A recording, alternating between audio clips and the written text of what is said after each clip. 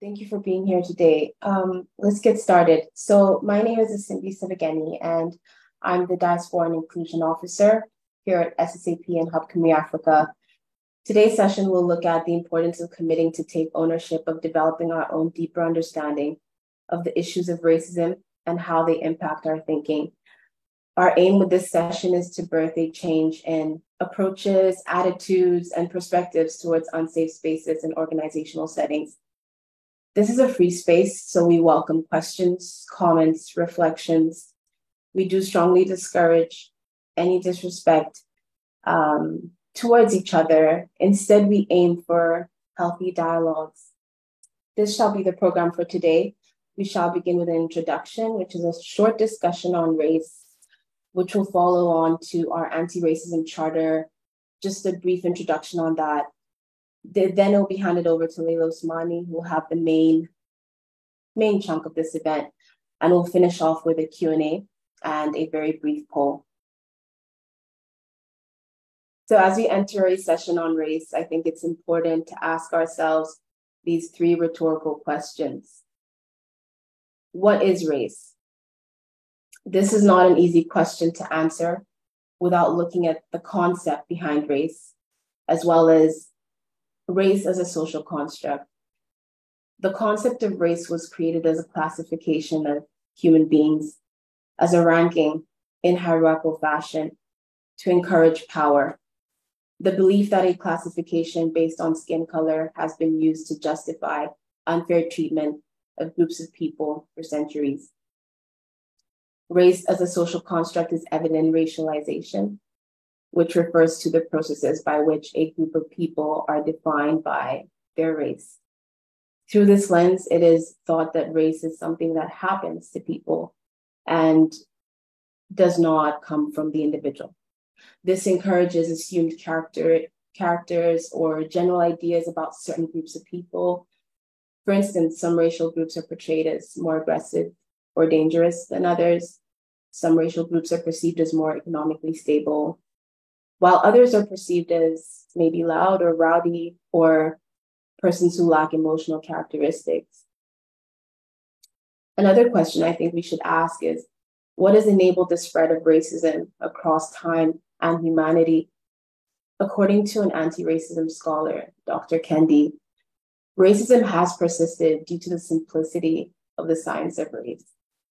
All ages can easily pick up highly disruptive perspectives and attitudes of other individuals who maybe appear or look different, which enables racism to continue to live in our collective blind spot.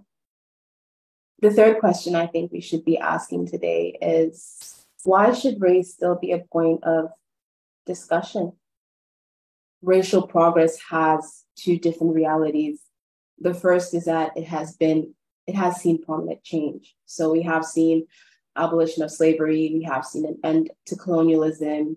To an extent, we have seen reduction in racial segregation. We have seen equal rights in different nations. One can say these are large changes. However, discrimination still lives on today, with limited improvements surrounding us in areas such as mass consumption of stereotypes, perspectives that are supported over time, police brutality in different nations around the world. Examples that are maybe more relevant to today's session on organizational safe spaces is insensitive racial policies, lack of representation, racial segregation, racial bias in performance evaluations, unequal treatment or opportunities. Today, our session was inspired by our Anti-Racism Charter Commitment 2 of the Hub Khmer Africa organization, which states that we will use our positions to challenge racism where we see it, think critically about the racist structures we unknowingly uphold, and dismantle them. For those who do not know about our Anti-Racism Charter, here's a brief background. In creating the Anti-Racism Charter, we recognize the racism presence in development and aid sector, despite intentions such as poverty alleviation, the power dynamics and power structures birthed from colonialization still lives on in interactions with people who we work with in different parts of the world. These power structures present some forms of white saviorism or white superiority in spaces where we should be pushing for racial equality. The Anti-Racism Charter challenges anyone in the global solidarity space, specifically within Wales, to acknowledge how racism manifests and take action to address it. The overall hope of our charter is to minimize the unconscious racial bias and harm found in micro-charities and other organizations that are within the Wales Africa space. A few of our objectives: more confident charities in their ability to perform work that aligns with anti-racism, greater racial inclusion in micro-charities that focus on Wales Africa work. Thank you so much. I will now hand over to Leila Usmani, who shall be the key speaker for the day. Good afternoon, everyone. Thank you so much, Asimbi, for that insightful introduction. I'm going to be making some links back as well. So bear with me, everyone, while I do the momentary screen share swapping over and checking that I've got the right screen. So Asimbi, if you can give me a thumbs up that I'm on the right screen. Yeah, stunning. Okay, perfect. I always do little bits of caveats before I start presenting. And I think it's important to bring some of the personal along. Yes, I'm defaulting to a PowerPoint presentation, which is helpful for many, but being anti-racist means about thinking about diversity and difference and sometimes doing things differently. So firstly, I've got some closed captioning there. It kind of just happens. I haven't put it on there. It's happening automatically. And so I think most of it is pretty on point, but it might not read exactly what I say. Secondly, please do make as many notes as you want. I'm all about sharing. I think we need to counter kind of intellectual property and those kind of approaches because they are very kind of Western ideals. So all of my slides and all of the notes that come with them will be shared with you, so you'll be able to see what I'm saying. On that note, I will be reading from my notes. Now, I try not to be too formulaic, but I am someone who can waffle on. I can talk about this. I get really passionate, and we've got a short amount of time. So I'm going to be trying to stick to the kind of script that I've got. Also, we're all working from home, different spaces. So if you hear a dog in the background, she's just having a good time. I'm in a co-working space at the moment. You might hear people having a little natter, having coffee, but I'm not going to pretend that I am, in this kind of silent space that I can't really afford at the moment. Good, there's me waffling on. Just as an intro as well to where I'm going to go with this presentation, it's a huge piece of work that we've done that I led on. I'm going to go quite quickly through the findings and spend a bit more time on the recommendations. However, when we come, because I want to give time to the Q&A, I don't want to end up being like, oh, we've got 5 minutes. So please do bring your questions. And if you want to bring more questions about the findings, understand more of the context, I'm happy to answer anything, and I'm also happy to be in contact with you all after today. Okay, I'll start with my script.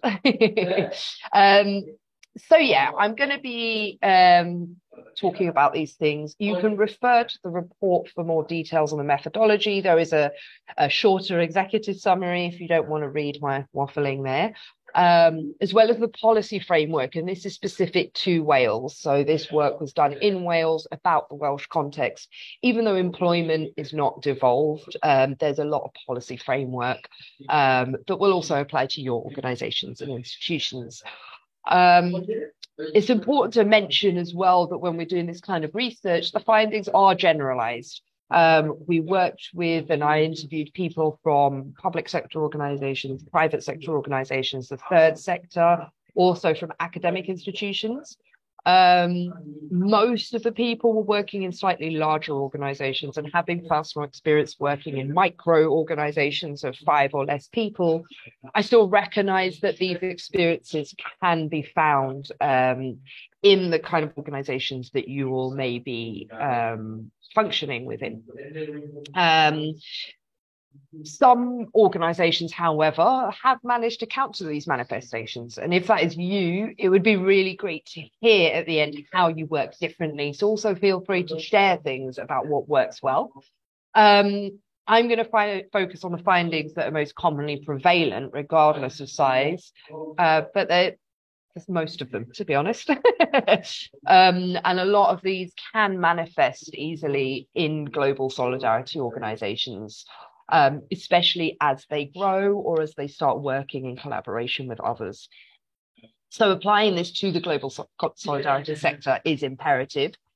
As in a way, working with racialized people in a project-focused approach or partnership-focused approach can allow more room for modern-day colonialism, white supremacist, institutionally and systemically racist approaches to manifest. What is endemic a lot of the time, there are assimilationist policies and approaches, and Simbi referenced the academic Ibram X. Kendi, who writes a lot about this, which look at theories of uplift, of trying, in short, to show that racialized people will only be saved, I use inverted commas, once they match the way in which white culture is manifested. This piece of work, therefore, I think links with the Hub Cymru Africa's anti-racism charter and this point, and this is why I've come in today, because it is asking you to think critically. It's not just thinking about overt racism or discrimination by omission or directly, but this is about the insidious institutional systemic racism and the broader kind of intersectional discrimination that can perpetuate. The recommendations lie in allies, therefore, using their positions to challenge these. I do more bespoke work on this manifestation, especially around concepts of success, civilization, and development. I did some work with Hub Cymru not too long on that. And I'm here today to talk through this research I led with my Race Alliance Wales hat on, but I welcome further discussion about other things. So we'll get into it then.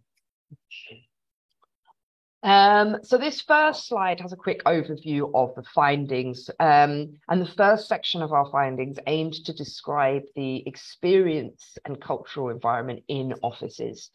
Termed as describing the air, regular phrase type that was used throughout our interviews was, you know what I mean, or you get it, you can just feel it. So I utilized the analogy of a spider's web to describe the culture, therefore, elements that are intertwined, that impact one another, but that are impossible to exist without the other, and that kind of touch on every part of the organization and are ultimately felt but not seen. If you can imagine that time you've walked into a spider's web, you're like, oh, where is it? In an attempt, therefore, this analogy was used to highlight some of the main findings. And with that, it was clearly denoted that regarding policies and procedures, they're consistently written with a one-size-fits-all outfit. And with this, they're generally constructed from a white perspective, with the archetypal employee being white, male, non-religious.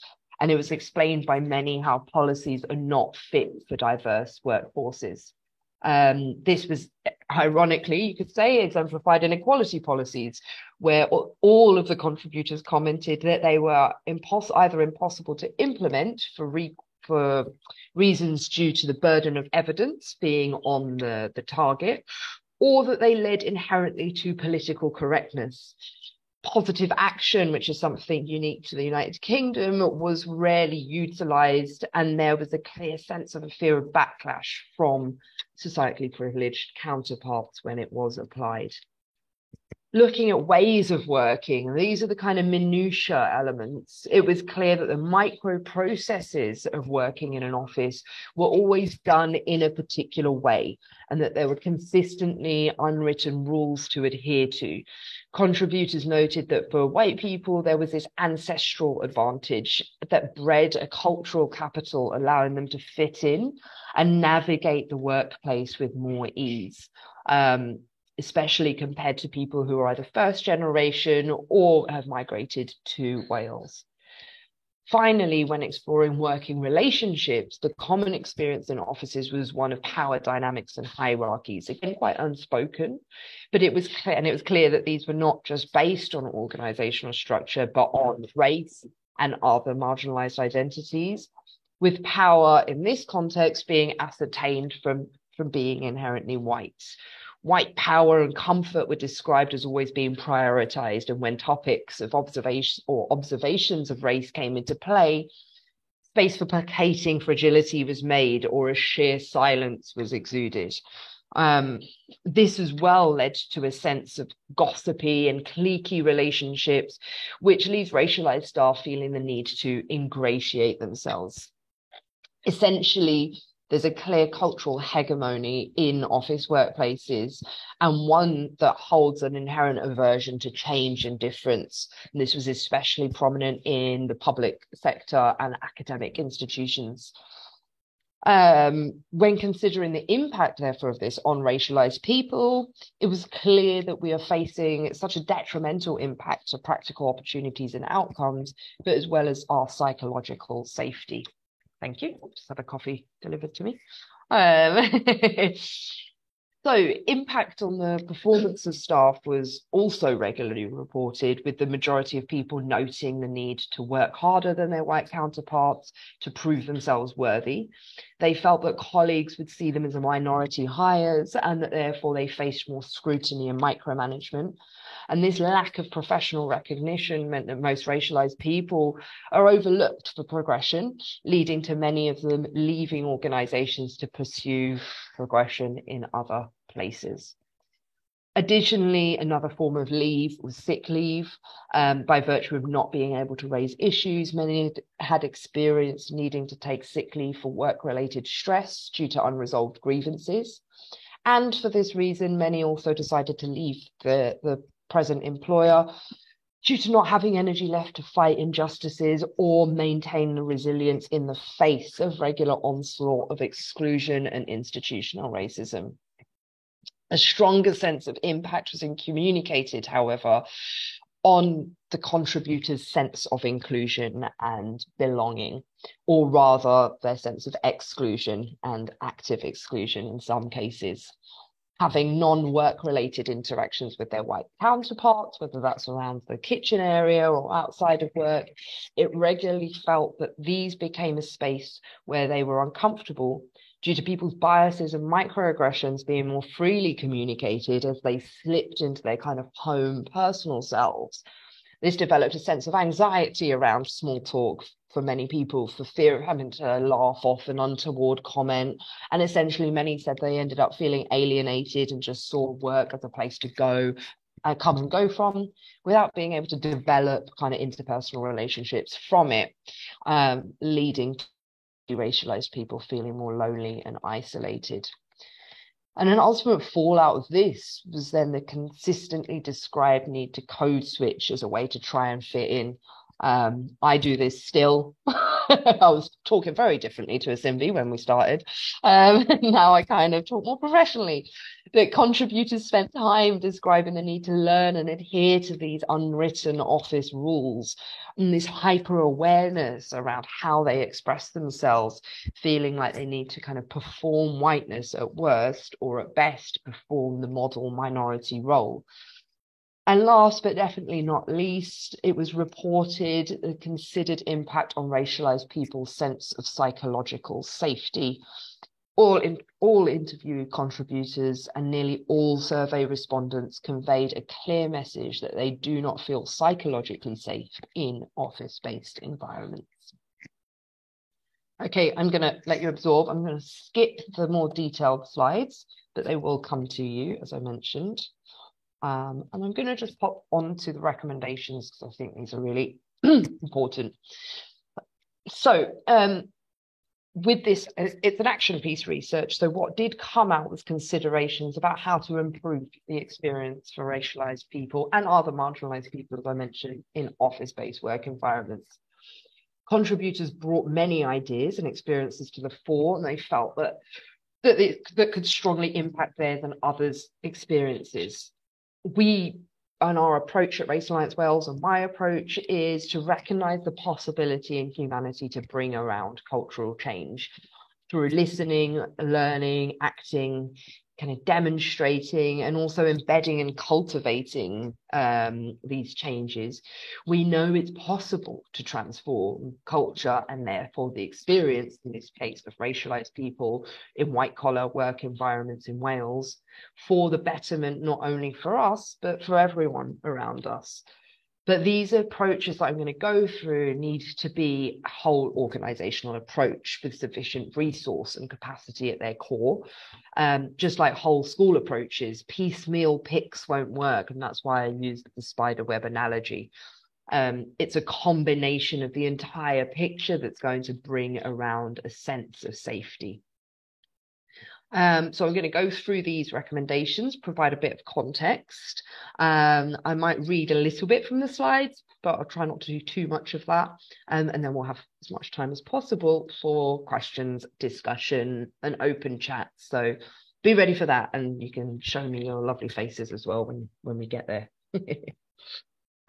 So yeah, I'm going to start with the first step, which we put under the banner of learn. So in this area, it was really clear, and contributors communicated very clearly that leadership is extremely important. But this approach of leadership must centralize listening to racialized, marginalized people. And in these listening exercises, the kind of sense of hierarchies and organizational hierarchies must be removed, and a starting point of belief provided. The role of managers was also noted as central, with the need to prioritize kind of bespoke check-ins with racialized staff, which could be done within positive action, actively reinforcing feelings of safe environments and reminding staff of their worth, together with prioritizing engagement with people on an interpersonal level. Staff training, again, was listed as something to invest in, included in the induction process, as well as ongoing learning and unlearning for white staff, dealing with a range of topics, including but not limited to cultural, systemic and institutional racism, systems of oppression, anti-oppressive practice, anti-racism, power, privilege, fragility and allyship, as well as defining unconscious bias and microaggressions, together with macro communication held within. White allies were also noted as being an element of a positive working environment and colleagues who actively leverage their privilege. And of course, importantly, starting to understand what culture is, and we can have a discussion there because we can talk about all of this, but what does that really mean? And especially what organizational culture is, moving away from culture equals nation state or culture equals a certain race. And this is really important to understand that there is such thing as organizational culture, to be able to understand, therefore, the context for change and for these experiences. We then looked at ACT. So this is kind of more actions, things that can be embedded within an organization. One of them was around recognizing a union, and again, this can be difficult for smaller organizations. It's not impossible, but having potentially staff working networks, be they internal, and if there's not enough people to maintain an internal one, allowing staff to have access to external ones available within their working time, which provides a space for racialized people to speak freely about their experiences and to recognize that they're not the only ones, so that they can move past this feeling of gaslighting themselves, that they might be going crazy, something I didn't touch on in the findings, but that did come up. Following this, the importance of demonstrating care is really highlighted many times through our interviews, including by providing mental health support options should people wish to access them. And it was asked that through this long kind of process of change, that accountability and transparency is provided. Racialized people we know that change doesn't come overnight. We're not expecting change overnight, and we're not asking for that. So what we want and what people would communicate is to say, be honest, tell us what is happening, what are the small things that you are doing, and how we can support those actions in the collective and be patient for the change if we know that the effort is at least being put in. And the final kind of set of recommendations here were put under the transform subtitle. And this was really about that kind of ongoing, deeper transformation to culture. Embedding elements in formalized policies, therefore, was really noteworthy. However, it was communicated that when policies are changed and that there are developments in policy, these changes must be led by racialized staff or consultants. And I think it's important to think about what it means for someone to lead rather than someone to do. Positive action was regularly noted. I mentioned that at the beginning as being a massively missed opportunity. I do work with Welsh Government, and they're even trying to understand how they can utilize positive action.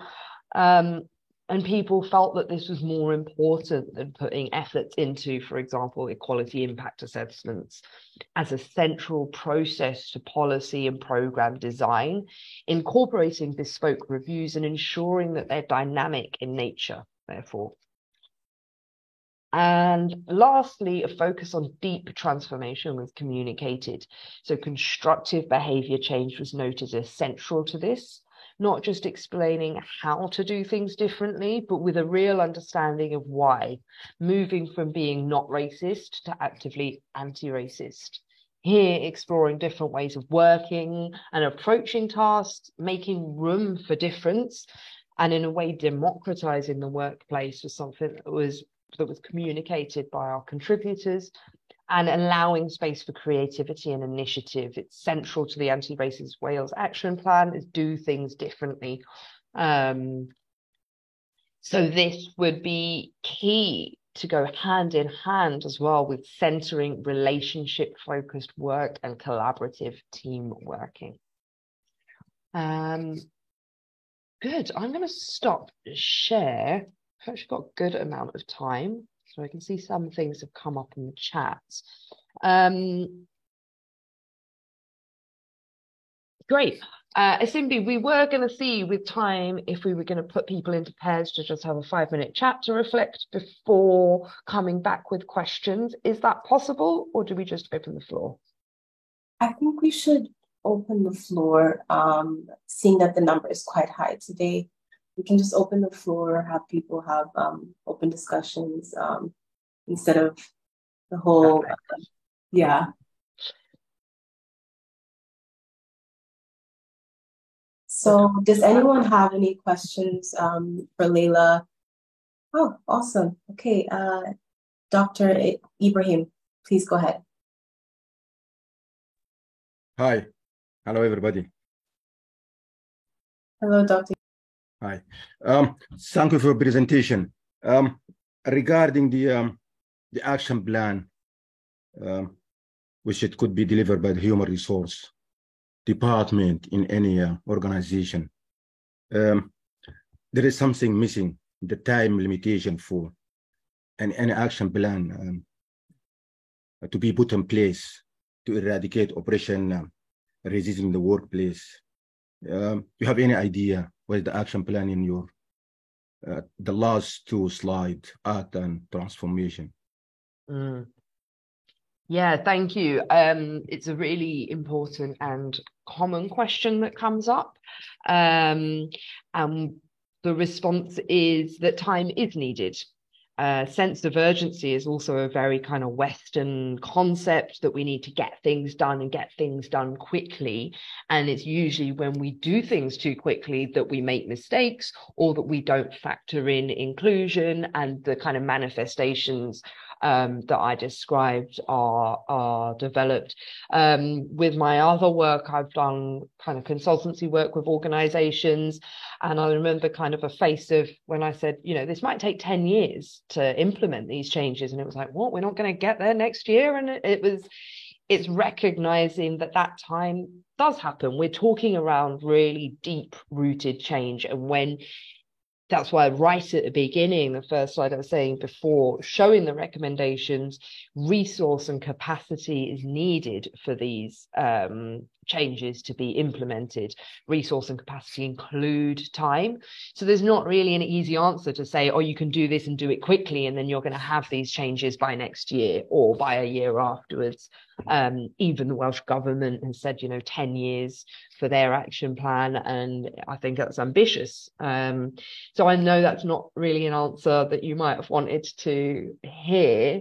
I think with capacity and resource, therefore, that's where it comes in differently depending on the size of your organization. Many of you may not even have HR functions. So it's kind of like, how can you do that work collectively? How can you share the load? And the organization I was talking about, they've been thinking, okay, so how can we all factor some of our time into trying to drive forward these actions? The last thing I'll say to that is why the point on letting people know what you're doing in the interim is really important, because we don't expect things to happen tomorrow. We're not going to unrealistically expect this change next year. So it's about being able to communicate, show, share, make changes, evaluate, monitor as you go forward, and really be transparent in what is being done. Does that help at all? It's fine. I would say I love to see a column in the right hand side beside the last column where there is a 3 to 5, 6 months, 6 months to 1 year, 1 year to 1.5 years, just a sort of a target. Thank you very much. Thank you, Assembly, very much. Thank you. And I think that's something that each organization has to do independently. There's absolutely no way that there could be a generalized approach for any organization, because it's about capacity. So one organization might take 1 year to implement one of these things. One organization might take 3 months.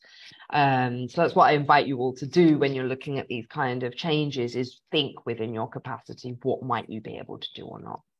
I can see a question has popped up in the chat. I need to quickly read it.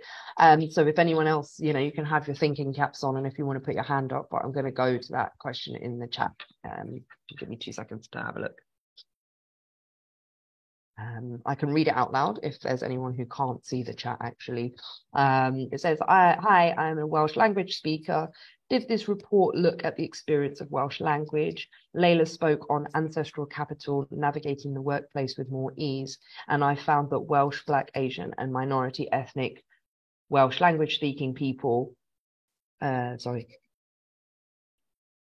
I'm just trying to read I found that Welsh, Black, Asian, and minority ethnic Welsh language speaking people, Black, Asian, and minority ethnic Welsh language speakers occupy a really interesting space between the Welsh Language Act and the Race Relations Act.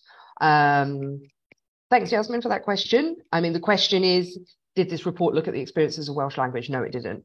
So if you want to have more of a chat in this space about that, I think it's a really important point. So yeah, come in if you want. If you don't mind me asking, why is it that you didn't look at the Welsh language? Because I've done some because of our own capacity and resource. So similarly, talking to others, it just wasn't something that we had the literally. And when I say capacity resource, I mean time, person, power to undertake. It's as we know, a plague of the third sector in a way that we can't do everything because of the funding, the hours that we're paid to do the work in, and the time frame that the funders want us to deliver in. Thank you. Only 2% of Black, Asian, and minority ethnic people over the age of 18 speak Welsh day to day, but 2/3 of Welsh language speaking Black, Asian, and minority ethnic people are below the age of 18. Do you know of any Black, Asian, and minority ethnic-led organisations that look at intersectionality, looking at ethnicity and language when it comes to lived experience? Because I wonder, for example, with the recent Sage Todd stuff, I don't think there would be an equality impact assessment that would say that what happened with Sage Todd's, that the reputational damage, having worked in the third sector. So I'm really interested in that I feel that a lot of BAME spaces became normatively English language speaking. Like I've worked in BAME spaces where I've heard that BAME people don't speak Welsh, and then I've been in Welsh language spaces where people are seeing I don't speak Welsh. So I think that I'm really interested in the experiences of BAME people speaking Welsh in the workplace, because I think that this is a form of ancestral capital. and that it's unprecedented and a bit unusual. Yeah, absolutely. And I totally agree with everything you said. I don't know of any kind of broad scope organizations. Last year I did maybe even more, maybe even longer ago. During my time at Race Alliance Wales, either last year or the year before, I did do some, not work, but I had some meetings with the Welsh Language Commissioner talking about this topic. It was before the Senedd elections, because I also spoke to Cymdeithas and Yes Cymru, and they had kind of branches or sections of their organizations that were, you know, for racialized Welsh speakers, to try and kind of push that agenda forward. But otherwise, no, I'm probably about as aware of it in terms of what is available as you are, and recognize exactly what you say as much as you do. Thank you. Cymdeithas yr Iaith use a term that means coloured people instead of people of colour. So I'm really interested in how race manifests in this space, because I see it's, you know, I'm not sure if you're a Welsh language speaker, but No. I wonder how many Welsh language speaking people are employed by these organisations, as opposed to putting us in what they would call the coloured people bit in Welsh. I think it's a really important thing, and maybe something that Hub Cymru can take forward, given this anti-racism charter, especially within the context of Wales and thinking about Welsh language in that. Yeah, definitely, Yasmin. Do keep in contact. We can carry on this conversation. Thank you. Got some other questions in the chat.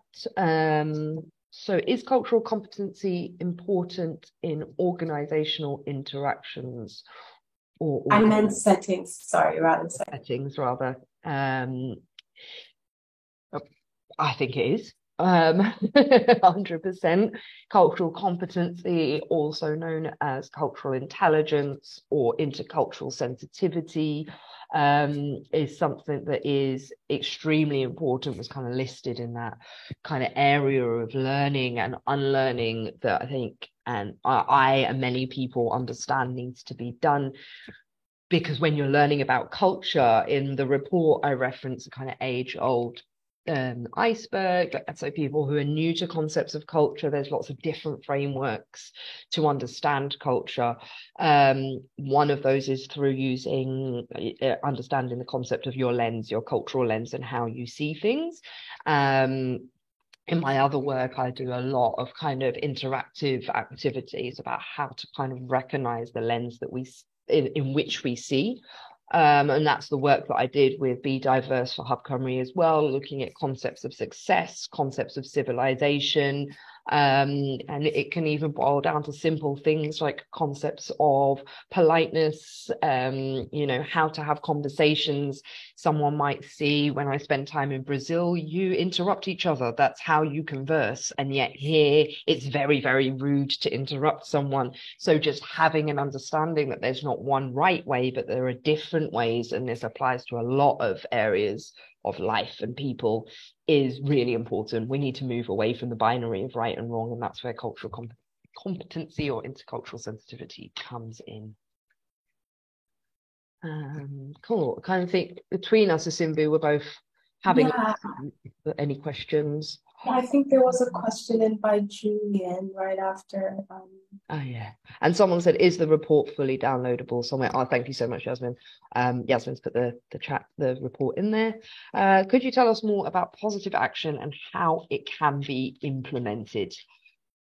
I can tell you more about positive action, definitely. How it can be implemented, again, is very, very specific to the person, the people, the context that you're in. So that's a bit more difficult to communicate.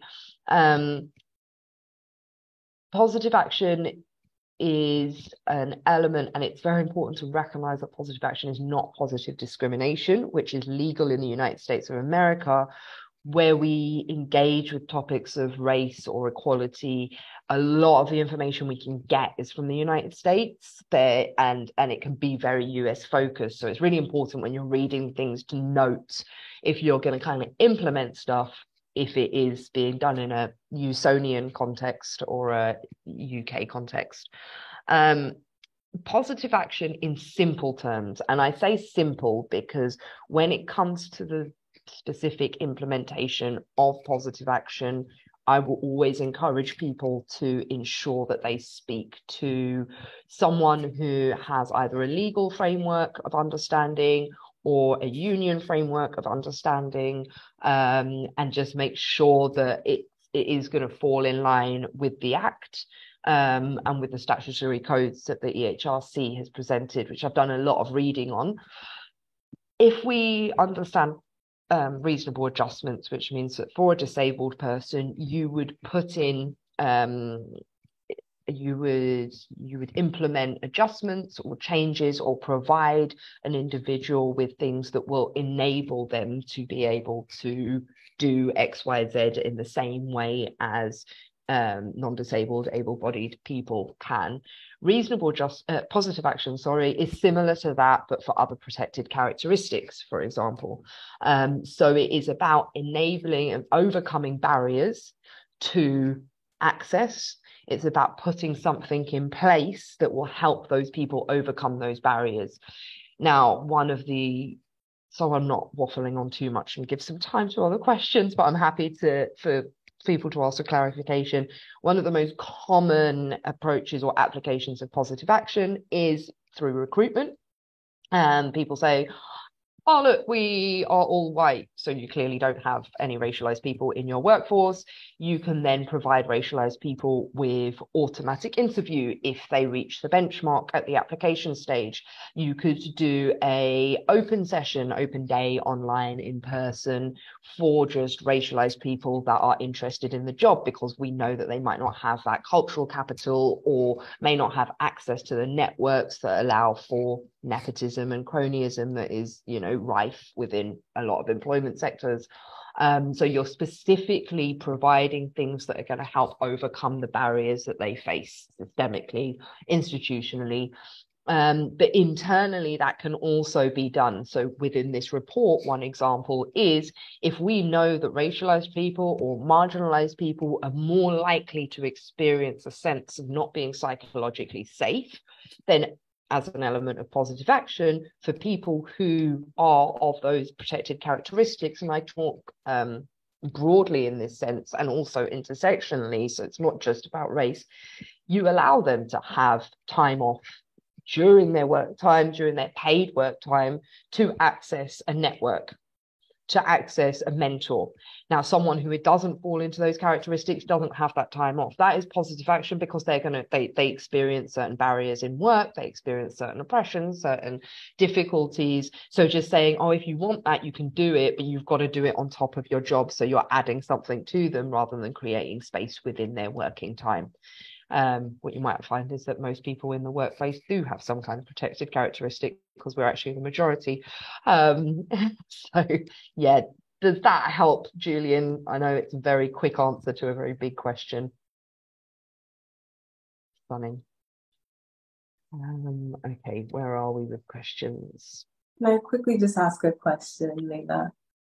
So what skill sets or trainings would you recommend for leaders, away from maybe the staff in general, but for leaders of organizations or small charities, to address racial bias? How would we go about that for the actual people on top, so that it can trickle down into, the staff and overall? I think with that, it's all the same stuff. What is going to be central to that is allyship, which kind of involves all the other stuff anyway, as a follow on or as part of the training, learning and understanding that they have. But being able to really understand what it means to be an ally, and being able to understand all of the elements of that, which include leveraging your privilege, educating yourself, understanding your positionality within the workplace context, as well as within the societal context, because we have different positionality, power, sustained by hierarchical systems. And then with that, it's going to be around, I suppose, more broad leadership. And when you're taking into approach leadership, again, I said, what does it mean to lead? It doesn't mean you're the only one doing it. It means that you're sharing that, you're taking people along with you, you're supporting others to be able to do the same, you're guiding, you're providing guidance. So there's different elements that constitute leadership. It's not dictatorship, and it's not just kind of putting everything on one person and saying you've got to fix it all. Thank you. We have one question in the comment section. Yeah. Okay, so yes, Robin has replied to Yasmin. Fantastic. Okay, from Claire. Hi, Claire. Many of the groups we work with are very small, led by 2 or 3 volunteers. It can be hard to challenge racism as they don't always have mechanisms for accountability and people don't want to challenge the person directly. Do you have any recommendations from your work for bigger orgs that micro ones could implement to improve this? So the question is, small micro organizations, 2 or 3 volunteers, don't have mechanisms for accountability and not wanting to challenge people directly. I think I'm going to start with the second part. The approach of challenging someone for presenting what may be constituted as racism, whether it's unconscious, whether it's institutional and upholding those systems, whether it's applying processes that don't include racialized people, whether it's overt, covert or insidious, is always really difficult. And actually, I think that links back to the Simbi's role. That is a clear role that a leader needs to take on, because they need to demonstrate that challenging is important. In terms of the recommendations that I do it starts with the learning, and with that we need to, what I always promote and what was spoken about in this report was calling out zero tolerance. Cancel culture doesn't work. People said, yeah, it's great, okay, someone gets fired for racism, but then they just go and be racist somewhere else, and that organization has washed their hands of that individual. I really do think, and when I was speaking to someone about that specific example, I said, so what do you think should be done differently? That was a big part of this report, and they said, well, it's a bit like when you speed, you go on a speed awareness course, you don't just have your car taken away from you. So is there a way of learning, and I promote a lot of kind of restorative justice, transformative justice. Again, sorry, Dr. Ibrahim, these things take a lot longer and more time than punitive approaches. But it's about calling people in. And I think as a leader, if you set that example, if you encourage the 2 or 3 volunteers, even if one of those volunteers is the leader, to do this learning, to understand allyship, what that means is we're on a consistent learning journey. I wouldn't be doing the job that I do if I just believed that people were born racist and they can never change. That's not the case. People are not born racist. So if we can be socialized into it, we do have the capacity to learn out of it. Obviously, work that I've done before with Hub Cymru looks at fragility, the kind of blocks to that learning that can come up. So it's really about creating no space for those conversations. And I think creating space for those conversations before an incident happens, or someone says something wrong, or someone does something, and then it can feel a bit more personal. But there's also creates that basis for, this is what we're working to, and this is how we're going to learn from each other, and this is how we're going to speak to and bring people into conversations when we need to have them. Hopefully that answers a bit of your question.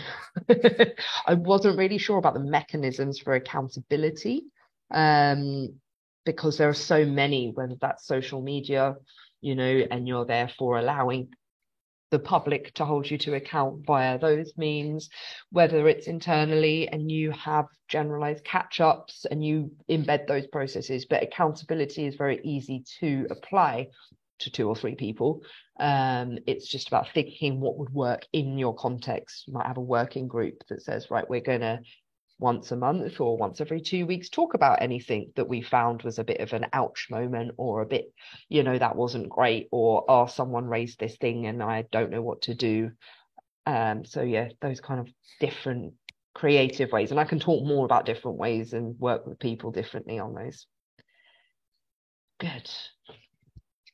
Dr. Ibrahim, you got your hand up again, so yeah, I'll come back. I think thank you very much, Asembi. I think Asembi shared is a very important issue, which is the leadership style, and I think it's all about how we deliver our task. So this is a task now, how we deliver it. I think the leadership style play an important role in this, whether it is dictatorship, democratic, authoritarian, autocratic. So at the end of the day, we need to deliver the task. So fighting racism is a task, we need to deliver it. So we need to put, if you agree with me, the right leader in the right place with the right system, a right style of leadership. Can you have a thought about this one, please? Or tell us about this a little. Yeah, I mean, I don't know if autocratic, there's, lots of debates on whether autocratic or dictatorship style leadership works. I think within this framework, it doesn't. And it is actually actively contradictory to anti-racist approaches to have that kind of leadership in place. Having more, whether we want to call it democratic, I mean, there's debates on democracy, democratic leadership, or flat organizations that aren't just anarchists, but are kind of doing things and thinking about leadership in different ways. You're absolutely right. It is key. It's especially important with culture change. And we know this because there's organizations that as soon as a leader changes, the organization seems to kind of fall apart and people suddenly start leaving and don't know what's going on. So I think that's the main thing that I can say without using the time to kind of repeat what I was saying in response to Isimbi's question, is that yes, it is key, but within this report, what's important is part of that leadership. And as a leader, you still need to listen to people. You still need to believe people. You still need to get input from people. You're leading a group. You're not dictating to a group. You're not telling. Because as soon as and what came out in this report is, as soon as you tell people, this is the rule, you can't do that. Well, we think about teenagers, you tell them you can't drink, and then what do? They go and start drinking, but they do it behind closed doors. This is obviously a generalized example and a very British Western example as well. But people don't understand the why. People just don't do it. And what came out in this report is then it leads to political correctness. Oh, I just can't say that here. You can't do this in work. And then as soon as people in these environments do go out after work, and do generally in the UK in white collar environments go out for a drink, that kind of political correctness starts shedding. And that's where we find the example that I spoke about before of racialized or other minoritized people being like, I don't want to go to these spaces because I don't feel safe. That's where I'm going to have to just kind of pretend that comment didn't happen when I was at the pub, or etc. I'm going to stop myself.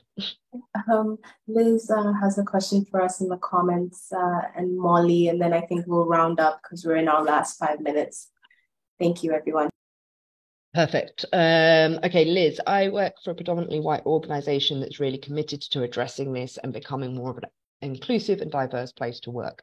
Currently, only 2 out of 40 plus of our staff are not white, and they have expressed exhaustion, frustration at always being approached to contribute to the work going on to improve our policies and processes in this regard, which I totally understand, but we also want to ensure that racialized people are involved in co-creating these as per the suggested action in the report. Absolutely. Do you have any tips for making sure people don't feel tokenized or overly relied on in this manner while still being involved and feeling valued? Yeah, thanks, Liz. That is really common. It's a really common question that's come up when I have presented this report. And again, I'm going to repeat a bit. It comes down to leadership, and that's why we talk about allowing people to lead but not do the work. So you could have the meeting with these people and say, right, what do we need to do? And now we're going to be the administrators that go off and do the stuff. They're the ones kind of spearheading it. And additionally to that, if you're expecting them to do this stuff, you get them to do that in their own time, because a lot of the time what happens is someone's got a job, I've been there. And then someone says, can you do all this stuff because you're a person of color? Well, I've still got to achieve my objectives in my job. You're not reducing my objectives, but suddenly you're adding all this extra work onto my desk. And additionally to that, are you recognizing that I'm going to have to relive my trauma a lot of the time? So are you providing them with extra space to deal with that, essentially? And I think that's where you can start looking at not tokenizing people. You're not just going up to them and saying, we want to involve you. We don't want it to just come from a white perspective. So can you have a look? And then as soon as they've had a look, well, you're like, cheers, bye. But that deadline that they needed to get to has been sidelined. Or now they're feeling really distressed and they think, I can't leave work now because I've got a job to do. So say, okay, are you happy to do this? That's number one. If they're not, well, then you can get consultants in. There's plenty of us out there who are happy to do the same work and you pay us for it.